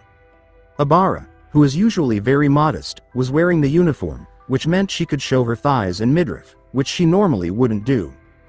Because they all worked out to become heroes, their bodies were all beautiful, but those who hit puberty earlier had bodies that made other girls look bad. Present Mike asked, what's the matter? What kind of fan service is that? But didn't say no to the sight. The girls knew right away that they had been tricked and turned their attention to the people who did it. Momo yelled angrily, Mineta, Kaminari, you lied to us, didn't you? What the hell, Subaraba? You lied to me about that, didn't you? Ituska said loudly. There were 3 boys in the background who were grinning and giving each other thumbs up. The girls looked at them. For some reason, Monoma thought it would be smart to move away from Kosei and turn her back on him. They did tell Momo that the girls should wear cheerleader uniforms during lunch because there was a cheer battle after lunch. Itsuka, who was standing next to her, started to question Mineta about who gave such an order. Suddenly, Subaraba jumped in and told her that their teacher had just told them about it and made a good story out of it. Denkia and Mineta both agreed. Why am I always getting caught up in Mineta's plans? Momo asked as she fell to her knees. I even made these uniforms with my quirk, she added. They tried to make her feel better by patting her on the back, and then they looked at Izuku. Itsuka smiled and pointed at Izuku and said, hey, cheer up. At least these uniforms did something. Izuku tried hard to look away when Momo looked up, but his betraying eyes kept coming back to them and tracing their curves. Momo said as she stood up again, well, I guess that's some comfort there. I must pray. Abara sobbed as she quickly wrapped her vines around her midriff. To think that we would be tricked into wearing such sinful clothes. Setsuna laughed and said, Ma, it's not that bad. It brings out some assets for sure. It was so stupid of Jiro to throw her pom-poms to the ground. Kanoko hid behind Reiko and squeaked, I'm so embarrassed. Well, there's still time before the finals, and it'd be a pain if things got tense, said Toru. It's fine. Let's do this. Jiro and Kanoko were shocked and asked, huh? Yay, plus, it's not like most of us have anything else to do, smiled Setsuna. Plus, we can still show off with this. Come on girls, let me hear those cheers. Yaa, Yui said, raising her pom-poms with little shaking and a smile that wouldn't change. All right everyone. Let's have fun competing in the recreational games, said Present Mike, and when that's over, 16 from the 4 teams that made it to the finals will duke it out in an elimination tournament style, one-on-one. It looked like everyone was excited to fight on a big stage before Midnight called everyone together to draw lots. The tournament would start right after the casual games. Midnight held up a box of paper slips with numbers on them and said, "We'll start with the first place team and go from there. Team Kendo, please come up first. It will be followed by Team Bakugo, then Team Todoroki, and finally Team Monoma." While Midnight was talking, the teams quickly lined up next to her. Izuku waved his hand and said, "You 3 go up first, ladies first." She smiled and said, "That's nice of you, Deku. Even though we were teams, don't think I'll be going easy on you if we fight," Ochako said. "And don't you dare hold back on me either." "I agree with what she said," Itsuka said. As he told them again to pick their lot numbers, Izuku did nothing but smile. Momo and Itsuka let Ochako draw first because she was the happiest of the 3 of them. Ochako put her hand in the box and moved it around a bit before taking out a piece of paper. "I have 3, Ochako said with a smile as she gave Midnight the slip. Midnight wrote it down quickly. "I drew 7, Momo said. Itsuka said, 11 for me, and then he made a peace sign and skipped back to the group. "I have 9, Izuku said as he picked 1 out of the hat. "Ooh, if we win both our fights in the first bracket, we'll be fighting each other," Itsuka said. "You better not lose. I want to see how much you've improved in just martial arts." "I could say the same thing to you," Izuku said with a smirk. Katsuki yelled as he drew his number. "Huh? I got number 1. Say goodbye to your fucking asses, because I'm winning this damn tournament." He was then hit in the head with a shoe by Mitsuki again. Minya yelled, "6 for me," and jumped for joy. He hummed, 16 huh? It looks like I'll be fighting last. 12. "I think I'm fighting one of Midoriya's teammates," thought Eijiro, looking at who he said was 11. "Crap, I don't really remember what her quirk is.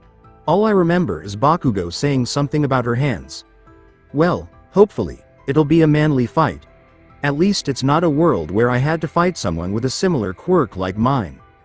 In the many worlds some Tetsus sneezed and then looked around to see who was talking about them. He wasn't able to think about it because he had to fight someone with a bizarre trait that made them tough. "Come back to this world," Shoto said. 5, which made Mina feel down, and Eijiro had to help her stand up. 13 for me. Better watch out, because I'll put a shock to your system, said Denki. "My babies and I have 14, Mei said with a smile.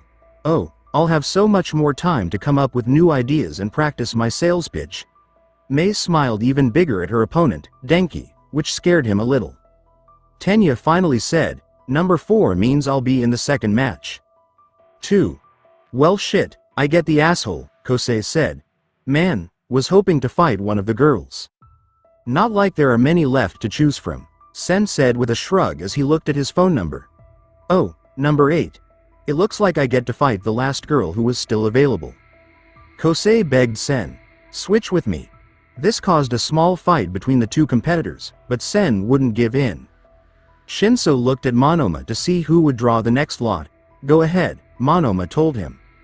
Shinso said, 15, knowing that he would be in the last match. When he saw the only other spot open, he winced because he knew who Monoma would be up against. Well, heaved a sigh, better him than me. The other open spot was with someone he didn't want to fight right away. Monoma glared at Izuku and said, "And the last choice is 10. Just the way I wanted it." "Alright, the numbers have been drawn. First up, will be..." Present Mike coughed for a second before reading the numbers. "Announcing them all is a waste of time and makes no sense. Just look at the Jumbotron to see the matchups," Shota cut in, not wanting to deal with this. Present Mike muttered, "Fine, but I get to do commentaries and intros," as the brackets were shown on the Jumbotron. Katsuki Bakugo vs Kosei Subaraba in the first match. Tenya Iida vs Ochako Uraraka in the second match. Shoto Todoroki vs Mina Ishido in the third match. Momo Yaoyorozu vs Sen Kaibara in the fourth match. Izuku Midoriya vs Nato Monoma in the fifth match. Itsuka Kendo vs Eijiro Kirishima in the sixth match. Denki Kaminari vs Mei Hatsume in the seventh match. Hitoshi Shinso vs Honda Siro in the eighth match. Alright, Let's leave the tournament aside for a momentary interlude, said Present Mike. Let's have fun with recreation. Most of the students weren't in the final, so they chose to take part in the fun activities instead, where they could show off their skills in the hopes of impressing the pro heroes. A lot of people in the finals chose not to play. Instead, they rested, studied, worked on their strategies, sharpened their senses, or calmed down. Izuku was on his way back to the rest area when he saw Katsuki. Katsuki growled as they walked by, "Deku, you better make it to the finals. I'll be there to kick your ass." Izuku said in a low voice, "Don't trip on your way." "Faye, I won't," Katsuki shot back. Todoroki looked at the screen and saw that he had to get to the finals in order to fight Izuku. This was just right for him. The chance to beat Izuku using only his mother's power and not have to worry about any more fights after that. In the final match, which would be watched by everyone, he would completely beat his father and become the strongest. So they could calm down, Itsuka, Momo, and Ochako decided to cheer for the other people in the fun games. Toru yelled, "Give me a U." Setsuna yelled, "Give me an A." It was fun for the two girls to lead the other girls in cheer. Abara was the only girl who didn't join in the fun. When it became clear that she didn't have to wear the cheerleader uniform anymore, she changed back into her PE uniform. They all felt like the time went by quickly, and soon it was time to start the tournament. "Okay, it's pretty much done," Cementos said as he used his quirk to control the wet cement pouring into the arena. In just minutes, he built the fighting arena for the tournament, something that would have taken most people days. Present Mike cheered and said, "Thank you, Cementos." He then turned to the mic in the crowd and asked, "Hey guys, are you ready?" As the crowd cheered back in excitement, the noise level went up. In each corner of the stage, 4 pillars of flames burst open, as if to answer their calls. Present Mike began to talk about the tournament and get people excited, and Izuku was sitting with his classmates in their own booth. Momo was also waiting in the restroom for her own fight, but she chose to go with Ochako and get ready herself. Itsuka was sitting with her classmates because the seats were split between the two classes. He ended up sitting next to Tsuyu, who used the chance to get to know him better. Now then, the event that you've been waiting for. For the first match of the tournament, entering from the west side, it's a boy who's been somewhat famous in middle school. But he has a face that's not like a regular person. From the hero course, it's the boy who loves to blow stuff up, Katsuki Bakugo. Katsuki yelled, "What was that about my face?" And his opponent, also from the hero course, Kosei Subaraba. He's also one to blows hard, but in a different sense. Midnight took over and told the fighters how the fight would end if one of them gave up, couldn't move, or was outside the fight area. She and Cementos would be the ones to decide who won the fight. "Kiro, who do you think will win?" Tsuyu asked Izuku to start a conversation. "Probably Bakugo," Izuku said, "and begin," Midnight yelled. Katsuki fired a blast at Kosei right away, but he blocked it with his quirk, which made a wall of solid air that stopped the attack. Kosei laughed and quickly looked around to see Katsuki in the explosion. "Huh, though you could get me with one attack?" "No, that was just a distraction," Katsuki said in a low voice to his left. Kosei was shocked and quickly turned around, building a wall to his left. Katsuki, on the other hand, was smarter than that. Kosei was building the wall when Katsuki used his ability to fly above him and land behind him with his hands pointing at Kosei. He growled, later weird eyes, as he blasted Kosei through his solid air wall and out of bounds. Midnight said, "And the winner is Katsuki Bakugo." What an explosive way to start off the match. In just a few moves, Katsuki Bakugo sends his opponent flying out of the ring. But let's not delay, we'll get the second match on its way. Katsuki stomped out of the ring and toward his seat, but he stopped and turned to look at Izuku again with anger. When Izuku was challenged, he nodded, which let Katsuki go back to the exit. And here's the second match. In one corner we have Tenya Iida, who's the youngest of the Iida family. I'm sure you've all heard of the Iida family and their heroics. Going against him is one whom I'm personally supporting, the young Ochako Uraraka. Tenya said, "Good luck," as he got ready and revved up his engines. Ochako smiled and shook her hands to get ready. "You too, but I'm going to win this." Tenya ran at full speed toward Ochako as soon as Midnight started the match, determined to grab her and push her out. Ochako, on the other hand, was ready for this. She trained with Izuku and Momo in the mornings and with Momo a little more after school. She had also learned some martial arts. Mostly wrestling, because it fit her personality perfectly. The right arm that was going for Ochako's shoulder was just in time. As she raised her hand to touch Tenya's torso, she could feel his arms brushing against her clothes. Tenya tried to turn away from Ochako with wide eyes. Ochako was able to press all 5 of her fingers on his chest, which was bad. Ochako smiled and pushed Tenya out of the ring, saying, "Gotcha." "Oh no, I'm sorry I fell for that. I can't let it end like this," Tenya thought as he was thrown off the edge of the ring. "What should I do?" Tenya then remembered how to use his engines to get into the air and follow Izuku's team. He didn't have gravity or the ground to push off of, but he could still make his own momentum and inertia with his engines. He had hoped for more time to heal after using Recipero Burst, but he didn't have any other choice. Tenya yelled, "Recipero Burst!" As he sped up and increased the torque of his engine. He sped toward Ochako like a rocket after getting the extra boost. He had no control over his body and was spinning around wildly. "Eep!" yelled Ochako, who hadn't seen that coming. She fell backwards and hit her feet, which made her lay on her back. She was lucky that she fell back because Tenya would have hit her and knocked her out if she had tried to do something else. Tenya miraculously got back up on his feet, even though he slid on the ground. "Get ready! Uraraka!" Tenya yelled as he put more strength into his legs and put his weight on his big toe and soles. "I'll get!" Midnight yelled, "Iida!" Out of bounds. When Tenya blinked and looked down, he saw that he had gone off the edge of the track. After letting out a sigh of relief, Ochako quickly let go of Tenya and stood up. "I lost," Tenya sighed as he felt his body fall back to normal. "I shouldn't have tried to rush in like that." "That was a tough fight," said Ochako as she came up to Tenya, giving a hand. "I didn't think I'd make it past your hand in time, and your last effort almost hit me if I didn't trip myself. If the stage was bigger or if there were no out of bounds, then you would have certainly gotten me while I was still down. No, I was too sure of myself. This loss will teach me how to be a better hero." Tenya shook his head before taking the hand that was extended to him. They went their separate ways to meet up at the bleachers. Shoto was slowly making his way to the arena for his match. He turned a corner and looked around to see who was waiting for him. Shoto rudely told the figure, "You're in my way," and then he walked past him again. Endeavor looked at Shoto for a second and then said, "You're acting shamefully, Shoto. If you had used the power on your left side, you would have won the obstacle course and the charge battle by a huge margin." Endeavor went on a rant about how he had to beat All Might, how he was different from his siblings, and how he was his best work. Although Shoto didn't look at his father, he snapped back, "Is that all you have to say, you damn bastard? I will move on to the next round and win with only my mother's power. I will never use your power in a fight."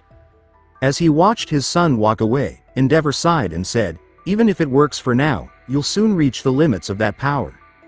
Both Ochako and Tenya quickly found seats next to Izuku.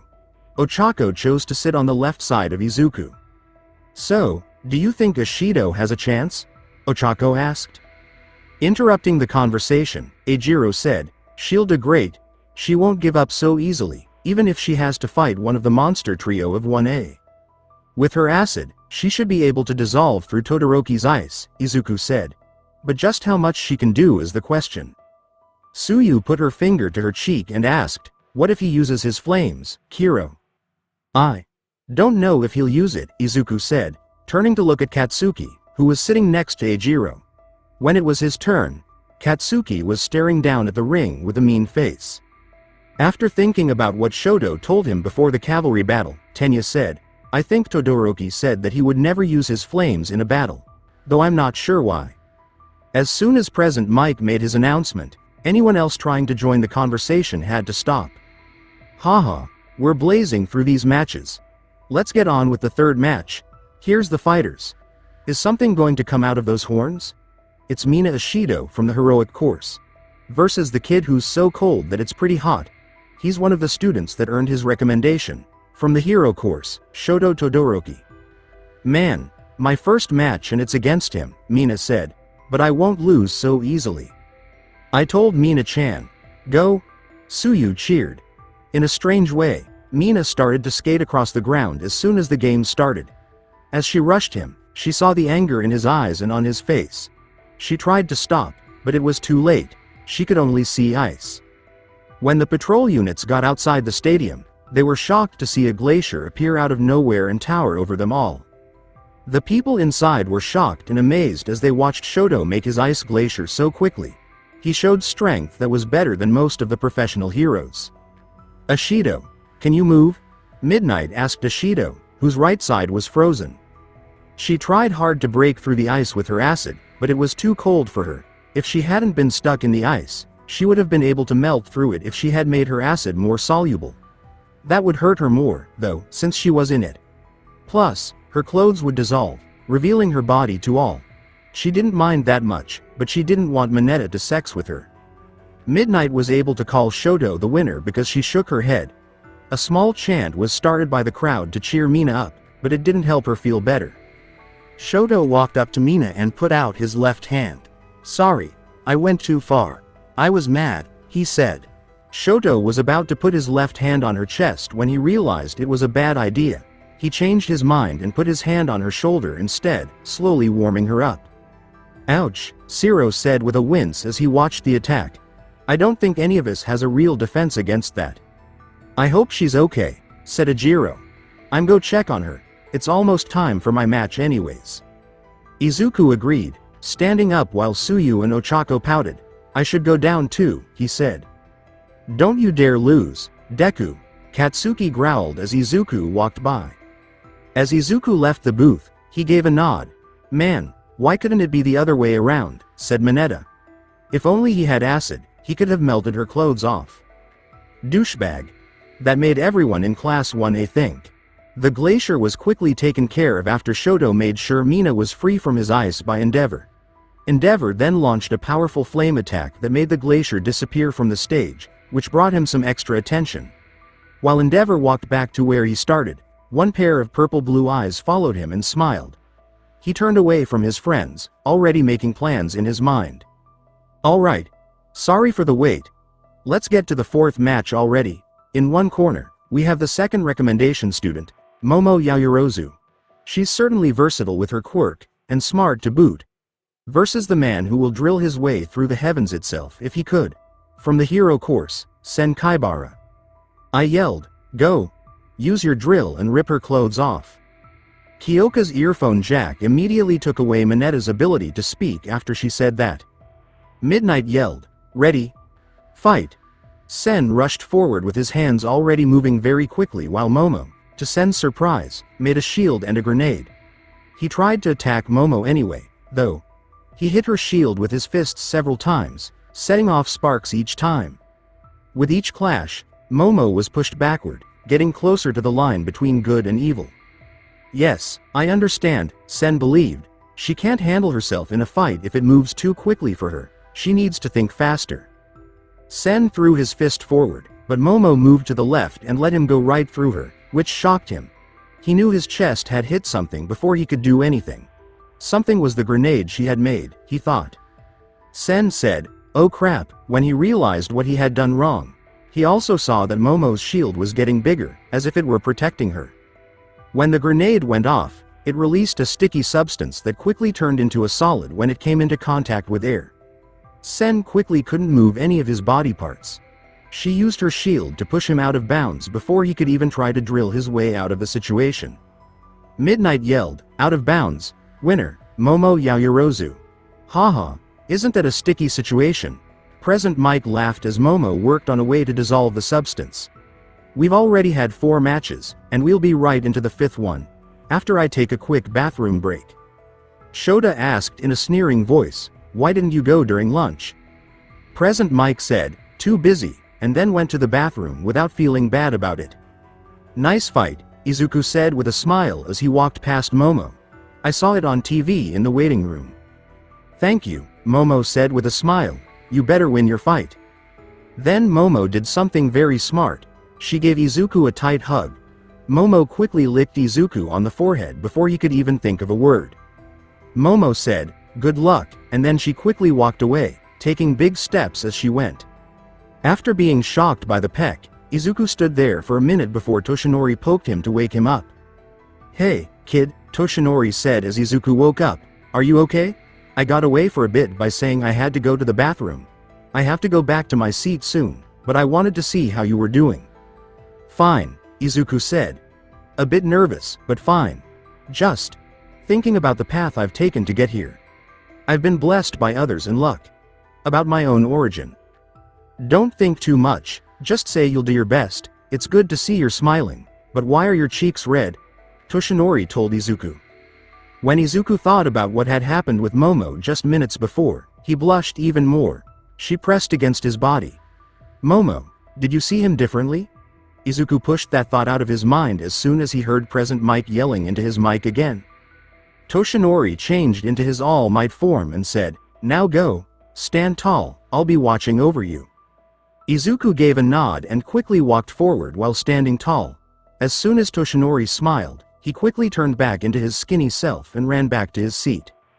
"Good job on your fight," cheered Ochako as Momo sat down in Izuku's old seat.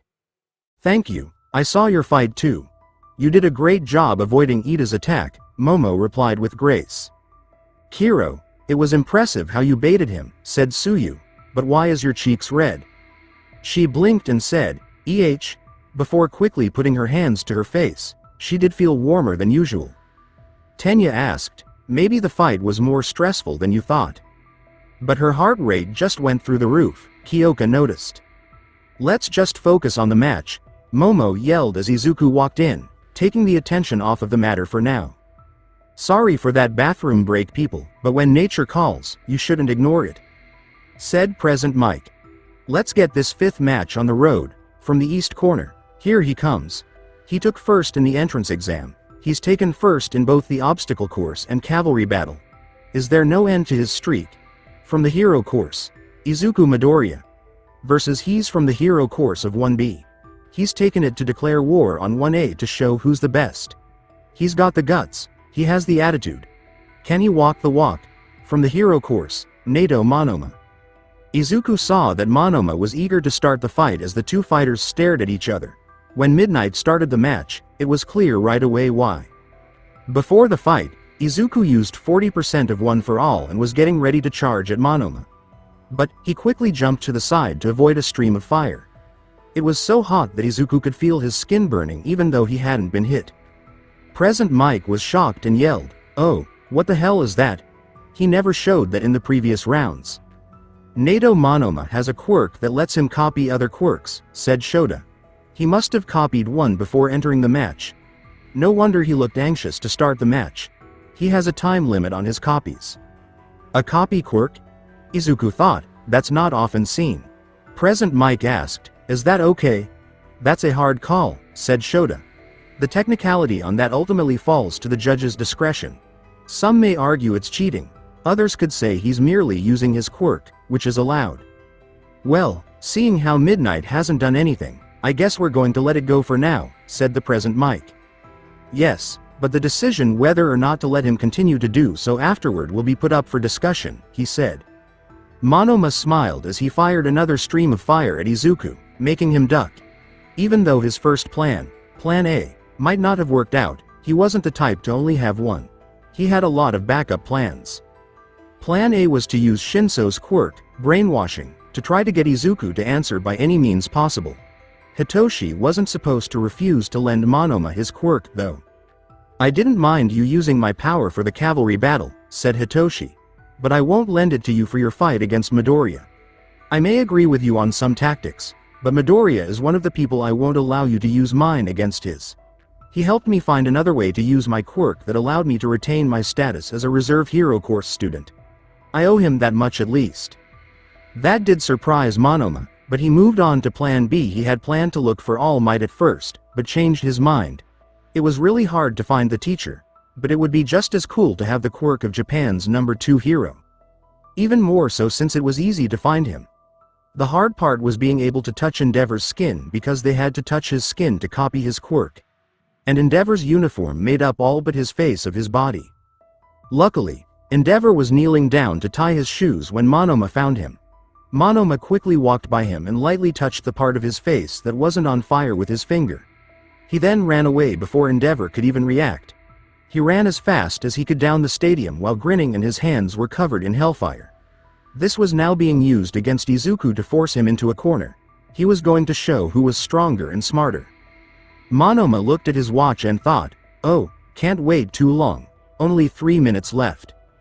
When they got back to their seats, Shoto was angry and grabbing his seat. He was well aware of whose quirk Monoma was following. He should know, right? He saw his creepy old man do the same stupid thing every single day. When he saw that stream of fire, he had no doubt. It wasn't from a random stranger who had the same quirk. The amount of heat it gave off was about the same as his. Come on, Deku, Ochako said in a low voice as she saw Izuku just barely avoid the fire stream. Ojiro said, this doesn't look good. Midoriya doesn't seem to be in line with fate, Fumikage said. Fuck fates. Deku won't lose to some flat-hair blondie without losing to me first, said Katsuki. Not with some pansy-ass fire quirk. That was Yuga's first thought after a short pause. Wasn't his quirk some kind of mind control? I mean, look at how calmly he took our points. Right. Then does this kid have 2 quirks or something? Ojiro asked with a blink. Brainwashing? Momo said, that's Shinso's quirk, the hero reserve student. Izuku jumped over another stream of fire, wincing at the heat it made when it hit the wall. Tsuyu thought, Hero, that doesn't make sense. Itsuka might know more about her friend's quirk, Ochako said, but she's downstairs getting ready for her fight. I can tell you what it is, Setsuna said, her head floating above the wall. His quirk. It's just the way copies work, right? Asked Shoto, breaking his usual silence all of a sudden. You could ruin the fun, Setsuna said. But yeah, Monoma can copy almost any quirk, Itsuka replied. There are a few that he can't do, depending on the quirk. He can also only copy quirks for up to 5 minutes after copying them, but he can store at least 3 quirks in his repertoire.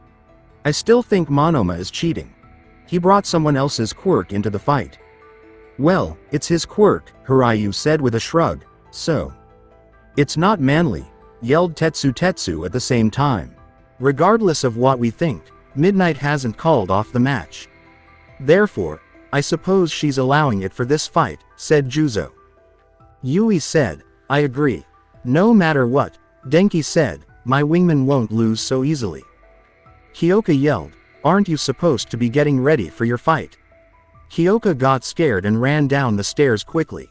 Well, if he outlasts Monoma for more than 5 minutes, then he'll have a better chance, said Yosetsu. With his current state, he might be able to do it. Pony asked, yeah, but whose quirk did he copy? He took Endeavor's, Shoto growled, making everyone quiet.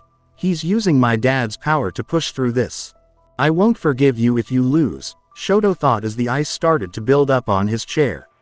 I will be the one to beat you and lie to my father. It was less likely for everyone else that Izuku would win if he fought the number 2 hero's quirk.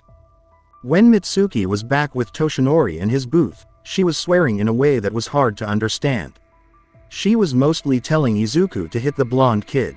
Inko was scared and biting her fingernails. She jumped every time the flames got closer to Izuku. Hey, it looks like your golden boy isn't doing so well, MT. Lady said with a smirk as they were on patrol.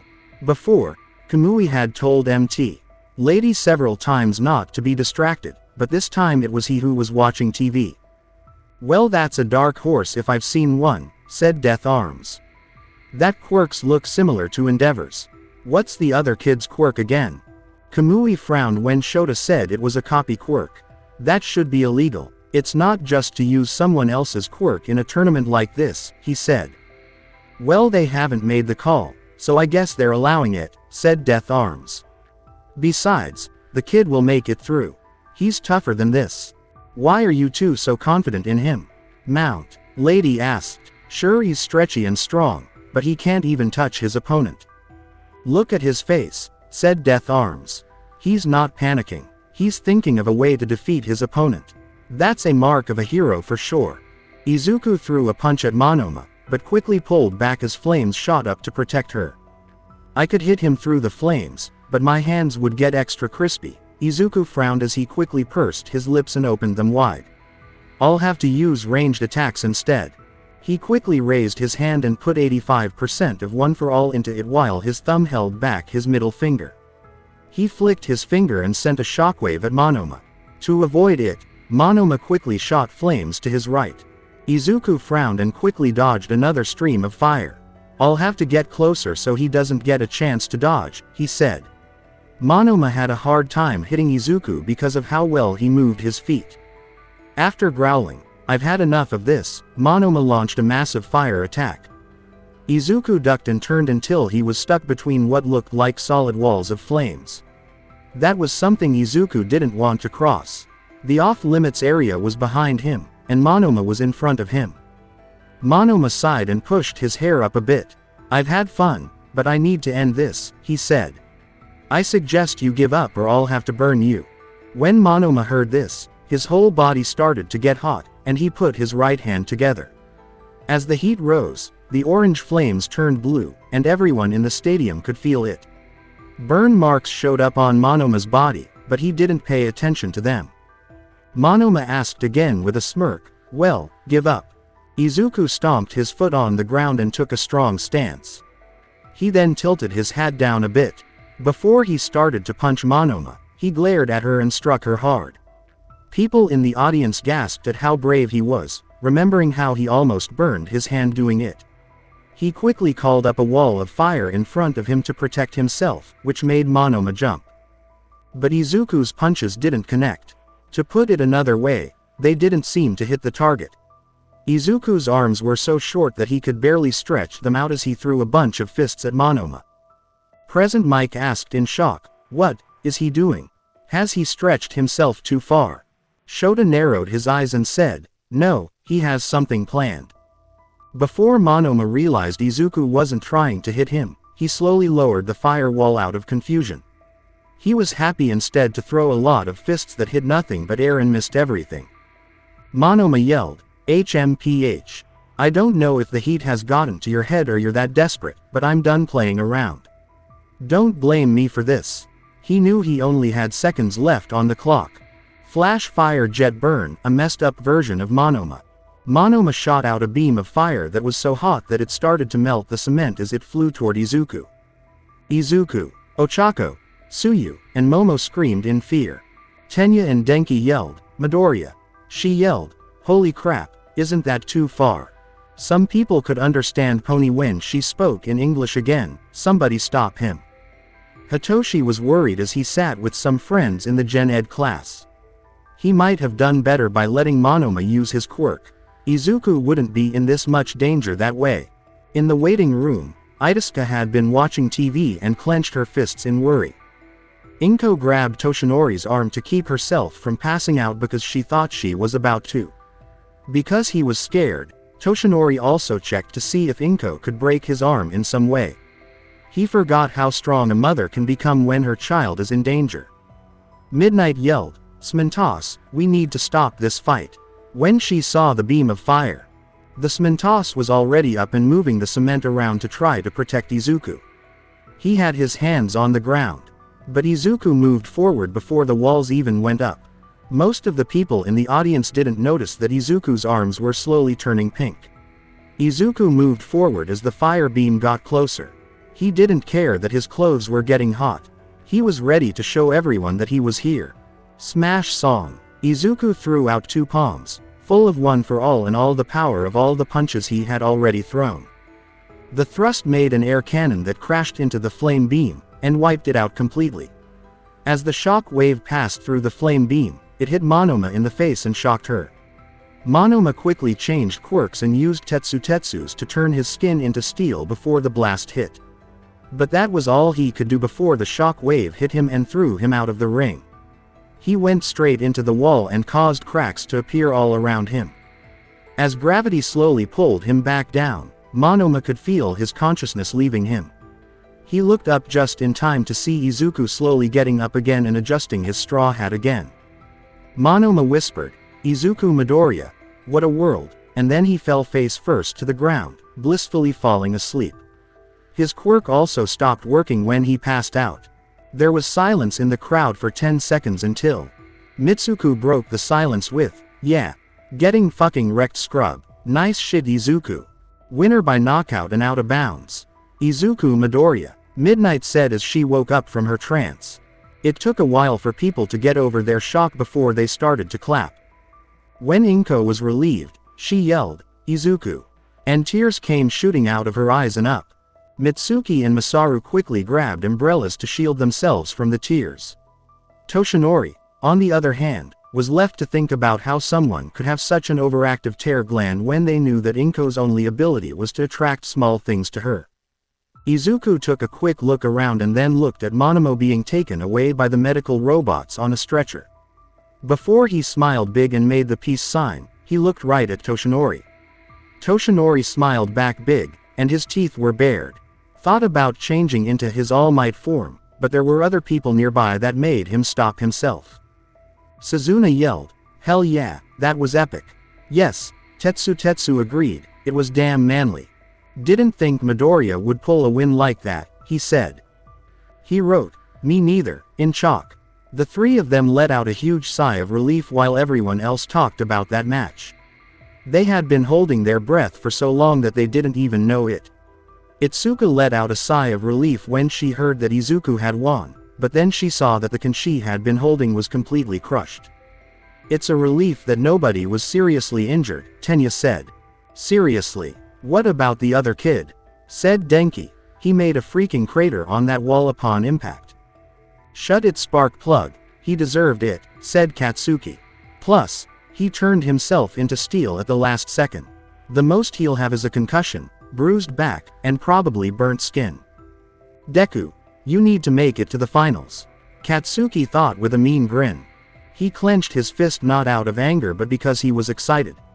He had seen someone use his dad's rare ability to fight, but Izuku beat them. Even though Monoma didn't know much about Endeavor's quirks, it was so satisfying to see one of them fall. "You're a good target to beat," Shoto thought. "When I beat you, I'll be one step closer to denying my father." Izuku made it through, and Mt. Lady just stood there and stared at the Jumbotron. "See, I told you," Death Arms smiled, and Kamui cawed with joy. "Whatever, Mount," Lady said, "he still has more fights to get through. It's not over yet. Plus, I doubt the copy kid could truly use Endeavor's true power." "True, but the fact that he still beat him is an accomplishment," said Kamui. "Looks like we'll be hitting the jackpot soon." If we do, I'll buy us the first round," Death Arms joked as Mt. Lady blew her nose. Recovery Girl grumbled, "Geez, these sports festival are getting so much more violent every year." She then kissed Izuku on the cheek. His red skin and small burns got better quickly, but he was still very tired. Recovery Girl poured some gummies into his hands and told him, "Have some gummies. Meanwhile, I need to make sure you didn't hurt the poor boy you just beat up in a way that will last." "He copied from someone too strong," Izuku said sheepishly. "It's not like I could hold back." "It was Endeavor's," said Recovery Girl with a sigh. "I don't know how he managed to convince that man to lend him his quirk. My guess is that he managed to copy it before heading onto the stage. Now shoo, either go take a nap or get back to your seat." Izuku excitedly said, "Oh, yeah, Itsuka's fight is coming up." He then quickly ate all the gummies and ran out the door. Recovery Girl yelled, "Don't run," and then huffed back to her seat to look at Monoma. Itsuka. When Itsuka turned around, Izuku was already behind her. Because of their last fight, Smintos had to fix up the wall and stage before Itsuka could enter. Itsuka cheerfully yelled, "Izuku. That was an awesome fight," as she jumped and hugged him. Izuku found that Itsuka had pushed his face into her breast, whether she meant or not.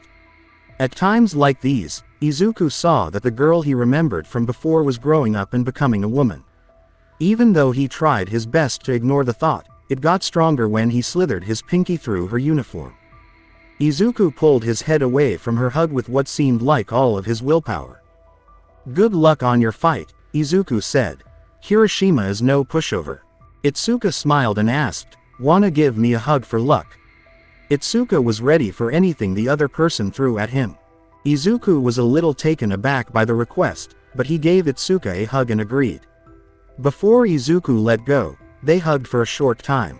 Itsuka held back a whine that she wanted to let out before she smiled. The next fight was going to start in a few minutes, and they both heard the noise. Someone told Izuku, "Time to go," and Itsuka agreed. Then he got ready and left.